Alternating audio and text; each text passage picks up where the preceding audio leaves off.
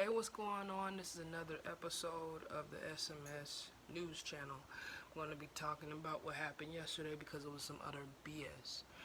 So basically, there were some people trying to harass us, me and my parent that live in this apartment complex, and they were trying to take parts off the car. When my mother tried to approach the situation, they got mad and all this other stuff. We tried to call the police. There was one police car that just went past, didn't do anything, just went past. So we called again, and it's like the woman just seemed like she was just being lazy. My issue with you guys is the fact that you do not do your job. Y'all want us to pay our medical bills, but y'all lazy in the hospital. Y'all want us to sit there and give you the utmost respect when you're a cop, but y'all don't do your work.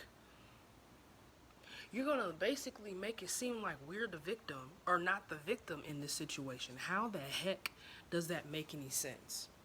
If we call you and there's an emergency, there is an emergency. The fact that I last year had to go to the hospital and they put in my records I had anxiety.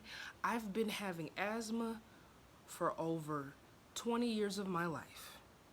4 of those years, they didn't even know I had asthma. I was diagnosed with asthma at 7 because they didn't know when I was a baby, because back then in the early 90s, latter part of the 90s, they were still trying to figure out stuff. Not everything they have like they do today that they had back then.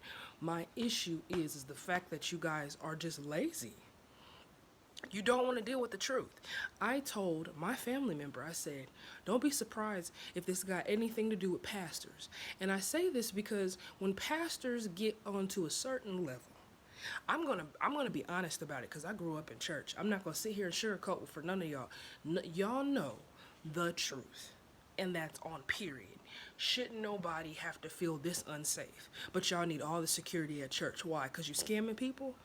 You shouldn't have to take up 16, 17 offerings. We still haven't seen the building fund. We still haven't seen change, but we see you and your kids in cars. But when it was my grandfather, y'all accused him of doing the same thing. Really, because I remember a couple times him saying that he had to put some of y'all out of, take some of y'all out of jail, help y'all get houses, but he couldn't do none of that for our family. Well, not even quote unquote our family, his kids, and you wonder why they're so bitter. I'd be bitter too if I got a whole bunch of people always accusing me of stuff, huh? BTC, what, Mount Zion? I'm gonna talk about it. You guys need help. You really do. You know the stuff that y'all do. You don't need, first of all, anybody with common sense, you don't get people who are in the hood to help you with children or anything. Them folks have bad tempers. Why would you do that? I get help in the community, but some point you gotta cut it off. If that person isn't saved, what you think they're gonna do to the kids? I'm just saying. I'm not coming for anybody's church, but I have an issue with the churches that I grew up around. For you guys to sit there and turn and get scary. Huh, Christ Temple?